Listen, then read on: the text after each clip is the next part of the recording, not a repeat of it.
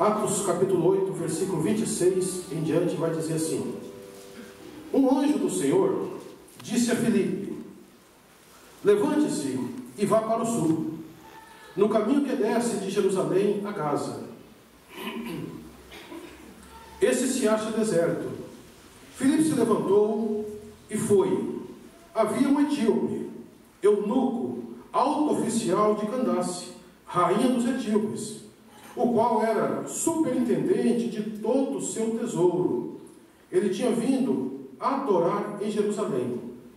Estava regressando ao seu país e, assentado na sua carruagem, vinha lendo o profeta Isaías. Então o Espírito disse a Filipe: aproxime-se dessa carruagem e acompanha.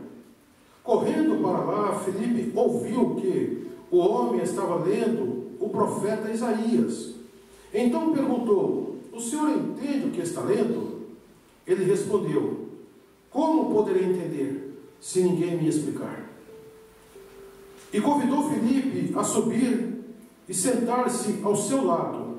Ora, a passagem da escritura que ele estava lendo era esta: foi levado como ovelha ao matadouro, e como um cordeiro mudo diante do seu tosqueador, ele não abriu a boca.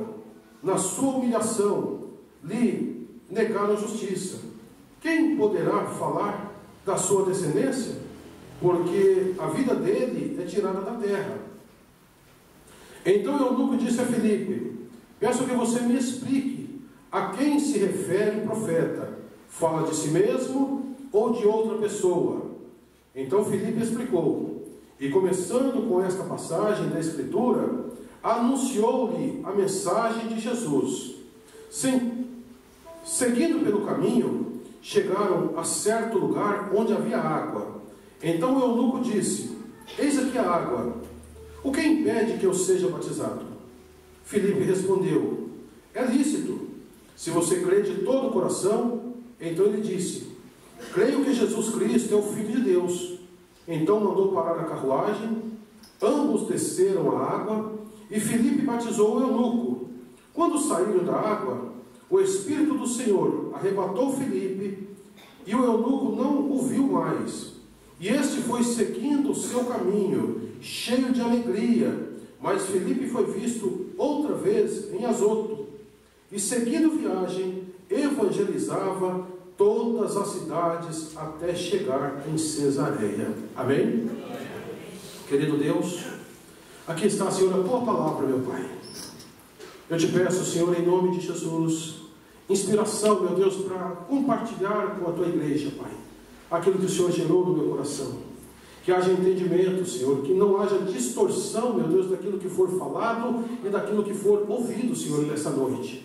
Pai, em nome de Jesus, que nós possamos compreender, Deus, que nós precisamos estarmos atentos à voz do Espírito Santo, Pai, que vai nos conduzir sempre, meu Deus, pelo caminho a qual o Senhor quer nos levar, em nome de Jesus. Amém, queridos? Eu gostaria que você prestasse atenção, tá? Porque a palavra de Deus, ela tem endereço. Só que quando você não fica atento, ela passa e você não percebe. Aqui nós lemos o texto deste homem que, após a morte de Jesus, começou a igreja de Atos. A igreja começou a crescer muito. Quando chega no capítulo 7 de Atos, nós vemos uma perseguição sobre a igreja. E nessa perseguição, um daqueles discípulos, um daqueles homens que estavam fazendo a obra, ele foi morto a pedradas. E depois da morte de Estevão, irmãos, a Bíblia diz que aumentou muito a perseguição sobre a igreja. Deus permitiu que houvesse uma perseguição. Por quê? Porque sem perseguição a igreja se acomoda. Sem perseguição nós deixamos de orar. Sem perseguição nós não temos mais, sabe, aquela força de vontade de ir para a igreja. Muitos de verdade, não são todos, mas infelizmente tem pessoas que elas só correm para os pés do Senhor quando o negócio aperta. E o bom é, irmãos, que quando você faz isso, mesmo no aperto, Jesus te acolhe, Jesus cura você, Jesus restaura a sua família, e você tem um encontro com Ele e a sua vida muda. Amém? E dentro dessa perseguição, a Bíblia diz que Filipe, ele tomou um caminho para Samaria. No versículo 4, a Bíblia diz assim: enquanto isso, os que foram dispersos iam por toda parte pregando a palavra. Filipe foi à cidade de Samaria e anunciava Cristo ao povo dali.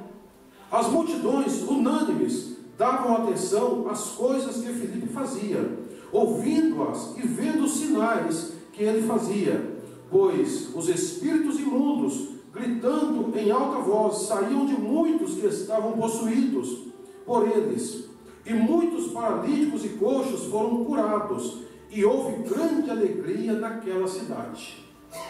Filipe começou a pregar em Samaria. A Bíblia diz que o Espírito Santo, ele cooperava com Filipe. Onde Filipe chegava, sinais aconteciam. Onde Filipe estava, Mateus, as coisas começavam a funcionar. E por isso ele chamou a atenção daquela cidade. Só que, em um determinado momento, onde a multidão estava sendo salva, sendo curada, a Bíblia diz que o Espírito do Senhor, o anjo do Senhor, fala para ele: desce, sai daqui um pouquinho. E eu fiquei pensando, Paulo, quantas vezes nós estamos tão eufóricos, né? Com tanta coisa acontecendo, aí o Espírito Santo fala: vai pregar para um só. O Senhor está tão bom aqui, né?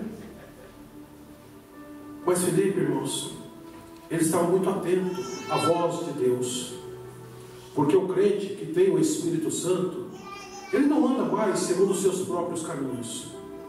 O crente que tem o Espírito Santo, ele ouve, Lucas, a voz de Deus e obedece à direção que Deus o dá. E quando Filipe escuta essa voz, a Bíblia diz que o anjo falou para ele, e ele obedeceu e desceu. Quando ele desce, ele vai onde Deus havia o direcionado. A Bíblia diz que está vindo aquela carruagem, e aquele homem lendo aquele texto. E Filipe atento, ele escuta a voz do Espírito Santo dizendo: se aproxima desta carruagem. Filipe corre, se aproxima e começa a ouvir o que aquele homem estava lendo. E nós acabamos de ler o texto. Após ele sentar naquela carruagem, explicar para aquele homem, a Bíblia diz que a palavra entrou no coração daquele homem, houve entendimento daquele homem, e ele vê aquela água e disse: aqui tem água, o que impede que eu seja batizado? E dentro dessa palavra eu quero compartilhar algumas experiências com você, querido. E depois eu volto aqui para incentivar você de verdade. Meu propósito hoje é te incentivar a começar a orar a Deus para Deus te usar. Esse ano, se Deus quiser, eu vou completar 25 anos que estou servindo a Jesus. Glória a Deus. E desde o começo, irmãos, eu tive uma entrega. Ninguém melhor do que a minha esposa que está aqui olhando para mim, para saber o quanto eu me entreguei pela obra. O quanto eu me expus de verdade. Eu me converti aqui no Santo Antônio. Eu morava em Carapicuíba, irmãos. Eu trabalhava de segunda a sábado, mas domingo, 8 horas da manhã, eu estava na igreja. Voltava para casa, 5 horas da tarde, eu estava de volta na igreja. Terça-feira, eu fui trabalhar lá em Osasco. Eu saía de Osasco, passava em Carapicuíba, pegava a família, eu vinha para o culto na terça, eu vinha para o culto na quinta, eu vinha para o culto no sábado, eu vinha para os cultos no domingo. Tudo que tinha na igreja, eu estava inserido, irmãos. Tinha trabalho com as crianças, Mateus. Está lá irmão Valdo, tá? Depois que virou Floresvaldo, mudaram meu nome. Tinha trabalho com as crianças, estava o irmão Valdo inserido. Tinha visita nos lares, estava o irmão Valdo fazendo visita nos lares. Tinha culto ao ar livre, estava o irmão Valdo lá fazendo a obra. Precisava cuidar dos carros nas ruas, estava o irmão Valdo cuidando dos carros. Precisava lavar o banheiro da igreja, estava o irmão Valdo lavando o banheiro da igreja. Fiquei 2 anos na quadrangular. Deus me leva para a Assembleia de Deus Madureira. Eu cheguei no Madureira, pensei comigo: aqui eu não vou ter muita coisa para fazer, porque tem muita gente antiga aqui de ministério. Terceiro culto, eu estou lá sentado, embaixo de uma galeria que tem. Pastor Pedro levanta lá no altar e olha para mim e diz: irmão, Deus não te trouxe aqui para ficar parado. Deus te trouxe para trabalhar. No final do culto, o senhor me procura que eu quero conversar com o senhor. No final do culto, fui conversar com ele. Fui separado para ser cooperador.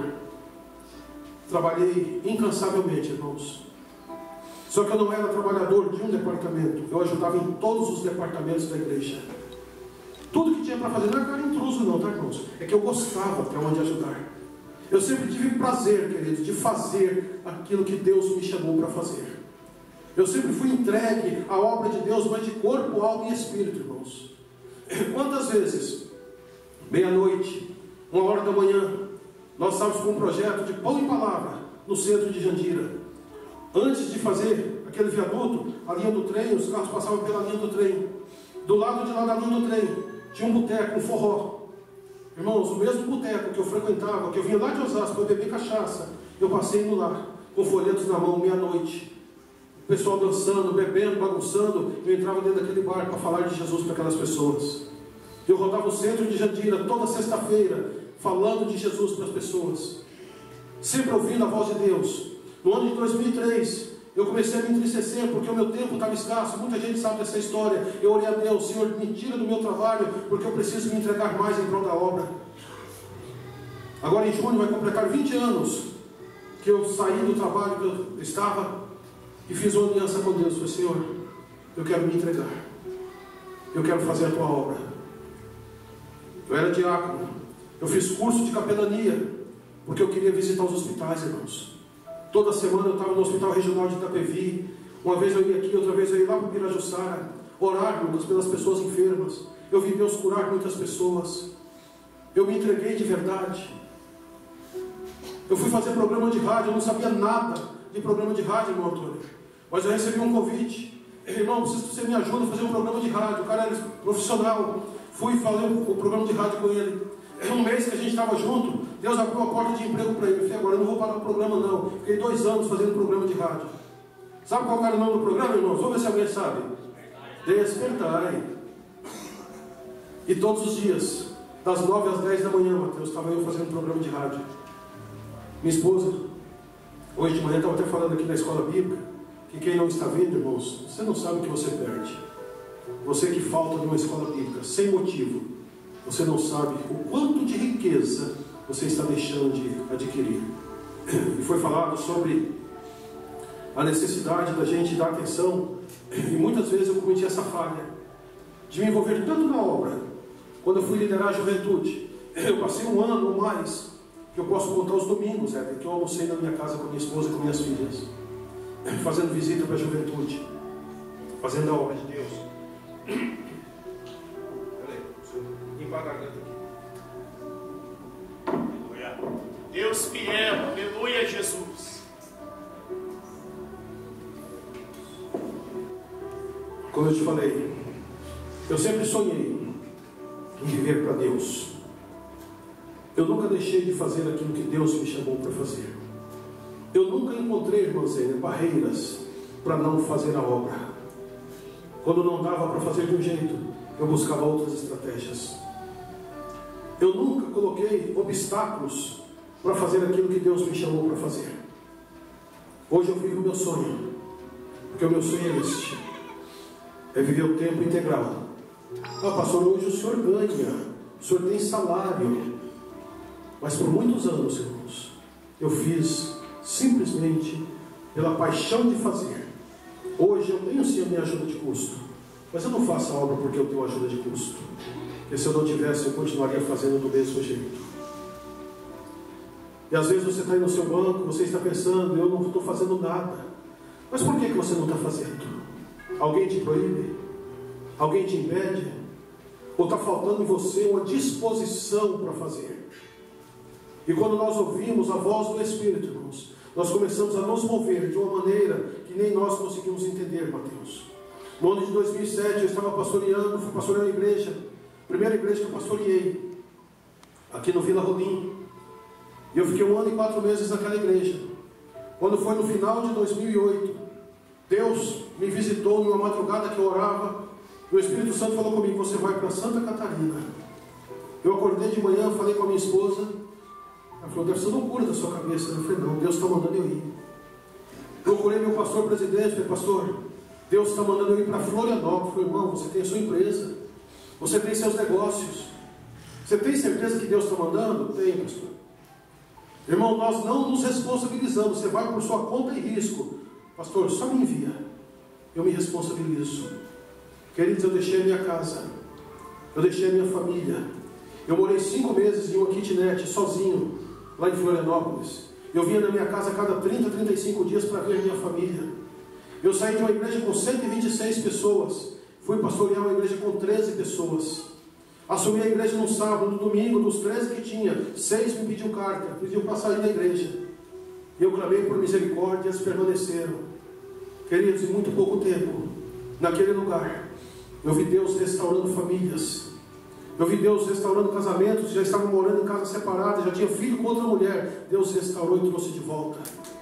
Eu vi pessoas sendo curadas. Eu ministrei sobre o moço que chegou naquela cidade, fugido do Rio de Janeiro, com a bala alojada na sua cabeça. Que os médicos disseram, não tem o que fazer, se mexer nessa bala, esse homem morre. E nós oramos por aquele moço, ungimos a cabeça dele, né? E de madrugada, às 5 horas da manhã, ele me liga: pastor, a bala saiu sozinha da minha cabeça, pastor. Eu senti algo queimando na minha cabeça, e quando eu passei a mão, eu tirei a bala. Irmãos, eu tive experiências de estar fazendo uma visita na praia do Campeche, em uma família que morava lá na praia, e de repente o Espírito Santo falou comigo: vai para o hospital do câncer agora. E eu pensei que eu estava ficando maluco, a irmã estava fazendo um pão, e eu falei: irmã, eu não posso ficar para o café. Ela falou: pastor, está terminando de assar o pão. Eu falei: irmão, eu não posso, Deus está me mandando para o hospital do câncer. Tinha uma senhora que estava internada naquele hospital, eu não a conhecia, mas alguém tinha me falado dela para mim. Alguém tinha pedido que eu fosse lá visitar aquela mulher, porque ela foi internada, ela estava afastada do Evangelho. E ninguém da família dela, ninguém da igreja que ela congregou anteriormente tinha ido lá. E eu cheguei na porta do hospital do câncer, parei meu carro, faltavam alguns minutos para 5 horas. E o segurança da porta perguntou: o senhor vai onde? Eu falei: eu preciso visitar uma pessoa. Qual o nome? Ele digitou, falou: pode subir porque ela está em estado terminal. E eu subi correndo as escadas, cheguei no quarto daquela mulher. Ela estava amarrada em uma maca. O corpo dela era jogado. A barriga dela subia e descia. E o marido dela desesperado do lado dela, Anastácio. E eu, quando eu olhei para aquela mulher, Deus falou comigo assim: ora pela vida do marido. E eu comecei a ministrar sobre a vida do marido daquela mulher. Quando eu terminei de ministrar sobre a vida dele, eu cheguei onde ela estava, segurei na mão dela e disse: se você estiver me ouvindo, aperte a minha mão. Ela deu um pequeno sinal, e eu percebi que ela me ouvia. E eu levei aquela mulher a fazer uma oração de arrependimento, Mateus, pedindo perdão a Deus pelos seus pecados, por ter saído da casa de Deus, por ter julgado pessoas. E conforme eu ia falando, as lágrimas foram rolando no rosto daquela mulher. Ela foi acalmando. Quando eu terminei a oração, aquela mulher simplesmente suspirou e adormeceu. Eu ainda com a mão na cabeça daquela mulher. O esposo dela olhou para mim e disse assim: pastor, ela dormiu? Eu falei: sim, senhor, mas ela só vai acordar na eternidade agora.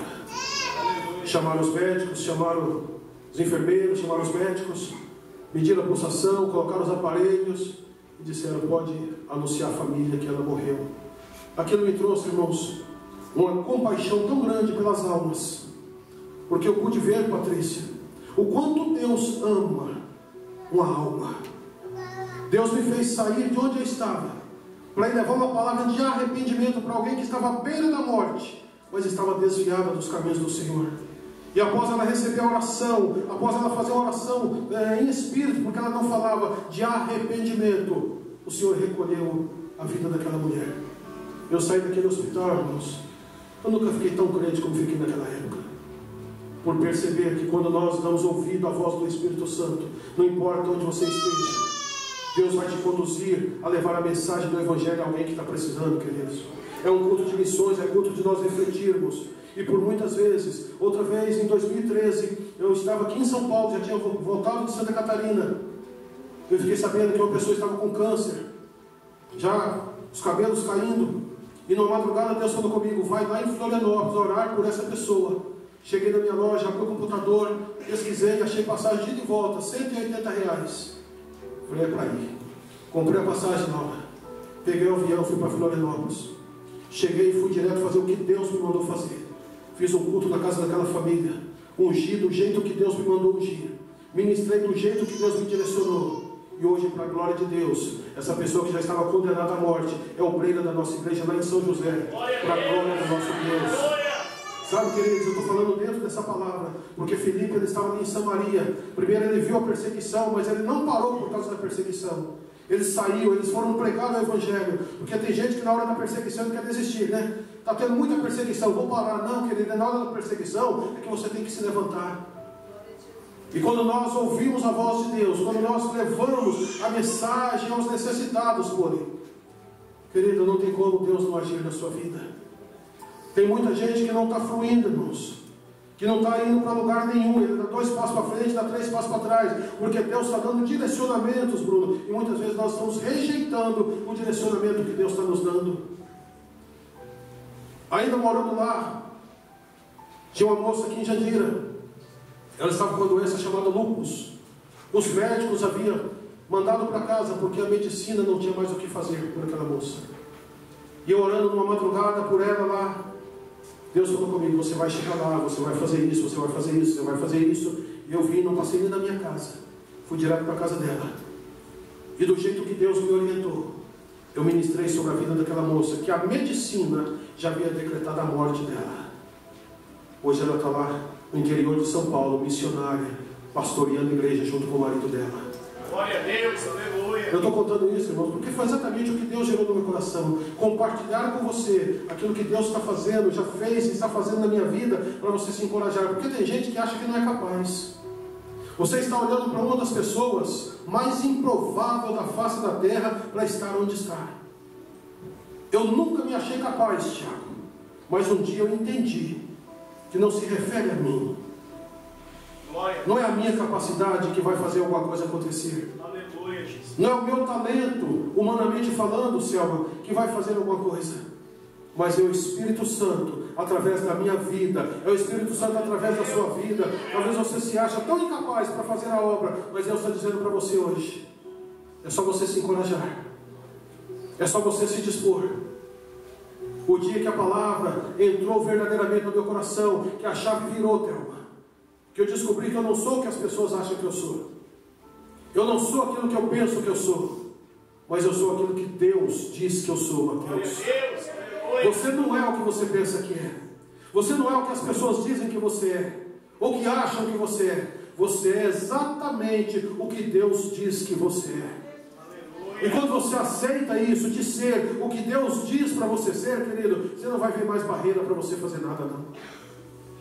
Você não vai ver mais obstáculo para você não fazer a obra de Deus. Você não vai encontrar dificuldade no meio das lutas. Você vai ver oportunidades. Porque para muita gente, enquanto você está vendo um grande muro, outro que está atrás de você dizendo: eu vou derrubar esse muro, e o nome do meu Deus vai ser glorificado. Um está vendo um gigante, todo dia afrontando o povo. Tem homem para lutar comigo? Mas chega alguém cheio de Deus, alguém que o Espírito de Deus se apoderou dele e disse assim: eu vou mostrar para esse incircunciso que há um Deus em Israel. E foi lá e venceu o gigante, querido. É disso que eu estou falando para você. Não é a sua capacidade, mas é aquilo que Deus pode fazer através da sua vida. Eu quero que você se encoraje nessa noite e determine no seu coração não viver mais na zona de conforto, não viver mais no anonimato, mas viver para a glória de Deus aquilo que Ele quer fazer em você. Querido, Jesus está voltando. É necessário, Alex, a igreja se posicionar. É necessário nós fazer aquilo que nós fomos chamados para fazer, Tiago. Deus não nos chamou para ser mais uma multidão, não. Deus não te chamou, meu filho, para ser mais uma multidão, não. Deus te chamou para fazer a diferença. Deus te chamou, querido, para fazer a diferença. Sabe, tem muita gente conformado em ser apenas mais um. Não, querido. Eu fico preocupado quando eu vejo crentes acomodados que não querem fazer nada. Eu não sei se é porque dentro de mim essa chama é acesa 24 horas por dia, Mateus. Tudo bem que a gente sabe que não é todo mundo que tem o mesmo chamado, mas para fazer a obra todo mundo tem condições. Talvez você não tenha chamado para vir aqui pregar. Talvez você é igual eu, até para bater palma é desafinado. Você não canta nada, igual eu não canto. Mas tudo bem, compensa de outra maneira. Eu tenho certeza que pegar um folheto, entregar para alguém na rua: ah, pastor, está fora de moda, hoje é as redes sociais. Usa a rede social então. Usa o seu Instagram, usa o seu WhatsApp, usa o Facebook, mas evangeliza, fala de Jesus para as pessoas. Antigamente nós carimbávamos nos folhetinhos, hoje está meio fora de moda, ninguém quer mais entregar folheto, mas nós ainda entregamos, irmãos. Nós ainda vamos nas ruas, colocar um bilhetinho, um convite nos portões, nas pessoas quando lê. Nossa! Você sabe a tática dos testemunhos de Jeová, queridos? Porque todo sábado eles estão nas ruas. Qual que é a visão deles? Qual que é o treinamento que eles têm? Insiste. Você vai levar 10 portas na cara. Você vai levar 30 portas na cara. Você vai ouvir um monte de gente dizer: não, hoje não, estou ocupado, não posso te atender. Mas eles são treinados em continuar. Mas o que é que eles dizem? Eu conversei com o testemunho de Jeová. Ele disse: uma hora aquela pessoa vai estar desesperada. Um dia nós vamos pegar ela desesperada. E a porta vai se abrir e nós vamos entrar. Por isso que ele não desiste. Quantos já bateram na sua porta que você não recebeu? Mas ele continua, todo sábado está lá batendo. E nós temos a palavra de vida, irmãos. Glória a Deus. Nós temos a palavra que liberta, que cura, que transforma o mundo. O que está faltando, queridos, é a atitude nossa. O que está faltando para nós enchermos a igreja é começarmos a evangelizar. Aqui a Bíblia diz que Felipe, depois de batizar o eunuco, ele foi arrebatado, ele foi tomado e foi encontrado 60 quilômetros de distância. Mas quando ele chegou lá, quando ele se viu naquele lugar, a Bíblia diz, Bruno, que ele continuou a evangelizar por todas as cidades até chegar em Cesareia. Primeiro ele foi de transporte, ele não viu indo, mas ele chegou onde Deus queria que ele fosse, irmãos. Como nós ouvimos aqui, nosso irmão lendo sobre Jonas. Jonas recebe uma mensagem, vai até a grande cidade de Nínive e prega para aquele povo, prega contra aquele povo, que se não se arrependerem, em 40 dias eu vou destruir Nínive. Jonas até tentou ir contrário à vontade de Deus, mas quem tem chamado, querido, quem é escolhido não tem escolha, amém? Se você sabe que você é escolhido, não tenta ficar fugindo de Deus, não. Se você sabe que você tem um chamado, não tenta ficar, sabe, nos cantinhos, não. Porque onde você estiver, Deus está te vendo. E Deus está querendo te usar. Talvez você está passando aí por esse processo. Ai, não quero mais nada, eu já fiz muito. Hoje eu quero só descansar. Vou dar uma notícia para você. Quem vive de passado é museu. O crente tem que ter atividade, irmãos. Aleluia. Tudo que você fez está registrado no livro de Deus. Tudo. Nada está esquecido por Deus. Porém, você pode continuar fazendo. E pode continuar fazendo mais do que você já fez. Porque hoje você tem mais experiência. Hoje você está mais maduro, mais madura. Hoje você sabe que se te der pedrada, essa pedrada não vai te ferir mais. Porque você já criou, sabe, uma maturidade ao ponto de se defender. Porque quando a gente é novo convertido, irmãos, a gente quer entrar em tudo, né? Você quer participar de tudo, você quer ajudar todo mundo, você quer resolver o problema de todo mundo, você quer fazer o que você não pode. E aí quando alguma coisa está errada, você se frustra. E aí quer parar. Quando alguém não te valoriza, você quer parar. Porque nós temos a mania de esperar que as pessoas nos valorizem, Mateus. Que as pessoas, sabe, nos aplaudam. Irmãos, enquanto você estiver esperando o reconhecimento de homens, você não está fazendo para Deus. Mas quando você entender que o que você está fazendo está sendo registrado diante de Deus, ainda que o pastor da igreja não está te vendo, ainda que as pessoas ao seu lado não estejam te vendo, você não precisa fazer nada, tocar sino daquilo que você faz para ninguém te ver, porque Deus está vendo o que você faz. Irmãos, por muitos anos eu estive na Assembleia de Deus do Madureira. Por 13 anos eu congreguei ali. Muitas coisas eu fiz, muitas, que meu pastor até hoje não sabe o que fiz. Sabe quando eu levava para ele? Quando eu via que o problema estava grave, pastor, eu fui lá, tentei resolver, não deu certo, precisa da sua presença. Ele agradecia e ia lá fazer a visita. Sabe qual era o meu apelido da igreja? Bombeiro. Eu era apagador de fogo. Surgia um burburinho, eu ia lá, gente, acalma, isso passa. O nego ficava revoltado com o pastor. eu ia lá acalmar as pessoas. Calma, calma, não vai por aí não, o pastor não está bem hoje, deixa isso para lá. Pessoas ficavam conversando no corredor da igreja, eu ia lá, querido, dá você entrar para assistir o culto? Você está aqui fora, você está perdendo tempo. Ah, irmão, quero ficar aqui. Eu falei, não, vai para casa então, não fica aqui não. Por quê, querido? Porque eu amo a obra. Eu quero ver as pessoas sendo transformadas. Eu quero ver uma igreja cheia, mas de pessoas transformadas. Amém? E se você entender que você pode fazer mais do que você já fez, você vai fazer uma oração nessa noite. Você vai dizer para Deus, Senhor, eis-me aqui. Filipe, quando ele saiu dali depois da morte de Estevão, cada um foi para um lugar. Uns ficaram em Jerusalém, mas Filipe foi fazer a obra. E quando você se dispõe, querido, onde você chegar, alguma coisa vai acontecer. O que você não pode é ficar parado. O que você não pode é continuar acomodado com o que você está vivendo. Tem pessoas super talentosas neste lugar, mas que está assim, no cantinho da parede, tipo assim, não quero que ninguém me veja, mas eu posso não te ver, eu posso não saber o seu talento. Você pode esconder de mim, mas de Deus não. Você pode achar que as pessoas não te valorizam, mas Deus te capacitou para viver coisas grandes. Eu resolvi trazer essa palavra de encorajamento para você nessa noite. Uma palavra onde você possa refletir que você precisa e Deus conta com você. Amém? Você pode se colocar de pé? Aleluia, glória a Deus.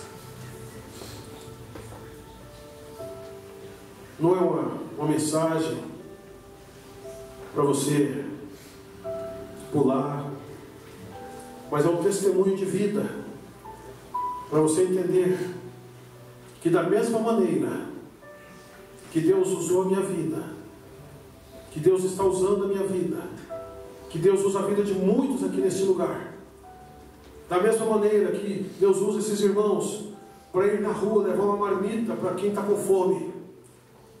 Eu fico olhando a disposição desses irmãos, queridos. Nós chegamos na rodoviária de Jandira, segunda-feira à noite, friozinho, o senhor dormindo na calçada, a roupa molhada. Os irmãos correram no carro, pegaram roupa, trocaram a roupa daquele homem, vestiram ele, colocaram cobertor sobre ele, colocaram blusa nele, colocaram meia nos pés dele, aqueceram aquele homem. Já teve tempo de nós sairmos e ir lá para Itapevi. Tinha o pessoal dos primeiros socorros, fazia curativo, lavava aquelas pessoas, lavava aquelas feridas. Encontramos um homem, Bruno, com o pé todo ferido. O irmão lavava, fazia curativo, tratava aquelas pessoas. Isso é possível para qualquer um, querido. Se você deseja fazer alguma coisa para Deus, você não precisa, como eu já falei, ser um pregador. Você não precisa saber tocar os instrumentos. Se você quiser aprender, tem aula também, que às quartas-feiras está tendo aula de música, violão, bateria, guitarra, teclado. Se você deseja, procura o pessoal do Ministério de Louvor, se interage com eles. Você não precisa, pastor, eu não quero ser pastor, não quero pastorear a igreja. Tudo bem, talvez você não foi chamado para ser pastor, que infelizmente a gente percebe que hoje muita gente morreu espiritualmente porque tinha pessoas pastoreando sem ter sido chamado para pastorear. Pessoas que receberam um título de pastor, mas nunca tiveram um coração de pastor. Porque pastor, então, tem que ter coração de pastor. Não basta ter um título, tem que ter coração de pastor. Porque se não tiver, Mateus, coração de pastor, desiste. Porque pastor sofre. Pastor é perseguido, pastor é caluniado, pastor é mal entendido, pastor é mal visto. Pastor muitas vezes está com o coração sangrando, mas tem que fazer curativo no coração dos outros. E às vezes quando ele precisa, aquele que ele fez o curativo, não estende a mão para ele. Eu estava lendo esses dias as cartas de Pedro, e ele falando sobre o ministério pastoral, mas algo assim que me alegrou muito, muito, muito, muito, quando Pedro escreve que a coroa para aqueles que exercem o ministério pastoral com dedicação ela está reservada em Cristo Jesus. Glória a Deus. Então eu não espero, irmãos, de verdade, eu não espero o reconhecimento de ninguém. Uma das coisas que eu guardo comigo, e eu falo isso abertamente: nada do que você fizer para mim vai me decepcionar. Você pode falar mal de mim, não me decepciono com você. Você pode ser ingrato comigo, eu não vou ficar decepcionado com você. Por quê, pastor? Porque eu não espero nada. Eu aprendi a não esperar nada de ninguém, Mateus. Se me fizer o bem, vai me surpreender, eu vou ficar muito alegre. Mas se me fizer o mal, Alex, não pensa que está fazendo mal para mim, não, está fazendo para você mesmo. Porque eu não estou esperando nada. Eu aprendi a viver uma vida leve, queridos. Eu aprendi esse ano que, da mesma maneira que muitas pessoas foram curadas por Jesus, e no dia que Jesus estava indo para a cruz, gritaram: crucifica ele e solta Barrabás. Aí Jesus, com aquele olhar de compaixão, ele olha para o céu e diz assim: Pai, perdoa-os, porque eles não sabem o que fazem. E o que faz a diferença, Bruno, na nossa vida é sentir compaixão pelas pessoas. Mateus leu aqui, Jesus, ele sentiu compaixão por aquela multidão. E quando nós temos essa compaixão, querido, você vai socorrer as pessoas, você vai estender as mãos para as pessoas, você vai abraçar quem te trai, você vai querer o bem daquele que te calumnia, você não vai olhar para as falhas dos outros, você não vai ficar fazendo crítica para ninguém. Hoje na lição aqui da escola dominical, quando falaram muito a respeito das falhas de Davi, eu tirei uma grande lição para a minha vida. Não existe um bom que não tenha defeito. Davi era segundo o coração de Deus, mas falhou demais com seus filhos. Isso nos faz entender o seguinte: quando a gente acha que é bom, você pode estar na média, mas bom não. Porque talvez você é especialista em uma situação, mas às vezes é negativo em outra. Talvez você é aquela pessoa que faz uma coisa só, muito bem feita, mas se der outra, você não vai saber fazer. Isso nos faz entender, irmãos, que nós não temos o direito de fazer isso aqui para ninguém. Nós não temos o direito de apontar ninguém, de ficar olhando falha de ninguém, de ficar olhando defeito de ninguém, de ficar fazendo críticas destrutivas para ninguém, queridos. Ninguém. Porque quando você não gosta de alguém, talvez você olhe do lado, alguém não gosta de você também. Eu não gosto de fulano, mas talvez alguém está olhando para você e dizendo: eu não gosto dela. Então significa que todos nós, Márcia, temos as nossas qualidades, porém temos os nossos defeitos. Toda vez que você for fazer qualquer crítica para alguém, lembra-se que alguém vai estar te criticando também, porque você não é perfeito. Esse é um ponto reflexivo, tá? É para você refletir, é para você se dispor, e a partir de hoje você sair daqui encorajado, dizendo: Deus, pode contar comigo. Aleluia. Eu fui frustrado, eu fui decepcionado, eu fiquei desiludido, mas hoje eu tomo uma posição na tua presença, porque eu entendi que quem me decepcionou foi o homem, não foi o Senhor. E quando nós entendemos que quem nos frustra, Tiago, são os homens, são as pessoas ao nosso redor, e muitas vezes quem está muito próximo da gente. Mas quando você aprende a não ficar esperando nada, você não vai ter mais frustrações. Não crie expectativas em pessoas para você não se frustrar. Deposite a sua confiança plenamente em Deus, porque Ele vai cuidar de você. Amém? Tem alguém no nosso meio que ainda não é crente e quer entregar sua vida para Jesus?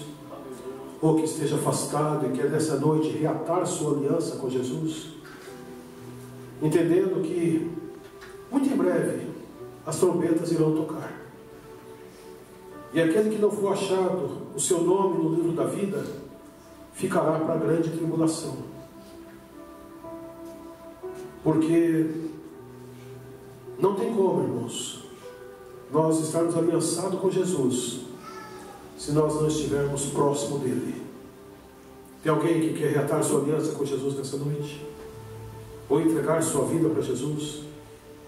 Ou você está frustrado, decepcionado com tantas coisas, e você entende que você precisa recomeçar? Talvez você está dentro da igreja, você é membro da casa, mas você está tão frustrado que você não quer fazer mais nada. Talvez eu te decepcionei. Talvez você esperou muito de mim e eu falhei com você. E é normal isso, porque quem está mais sujeito a falhar com alguém aqui sou eu. Tem o microfone mais vezes na igreja, às vezes é o que mais falo, e quanto mais a gente se expõe, mais perigo a gente corre. Talvez você está decepcionado comigo, não tem problema, eu entendo, peço perdão, mas você não pode continuar na mesma situação. Se você quiser de Deus um renovo para você fazer o que você foi chamado para fazer, para você sair daqui encorajado, você tem 2 minutos para chegar aqui na frente. Em 3 minutos eu vou orar por você, e 8h35 eu vou encerrar o culto. Se você quer ser encorajado por Deus para você fazer aquilo que você foi chamado, eu convido você para vir aqui na frente, rapidinho.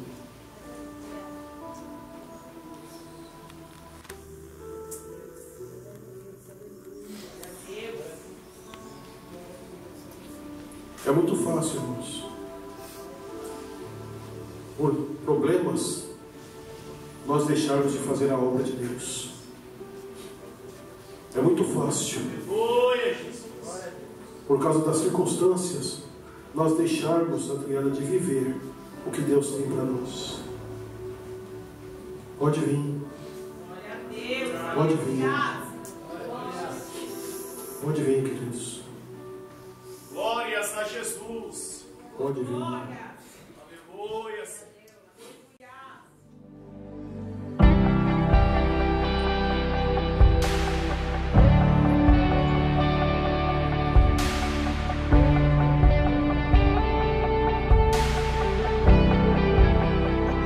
Eu poderia estar em qualquer outro lugar, mas tua glória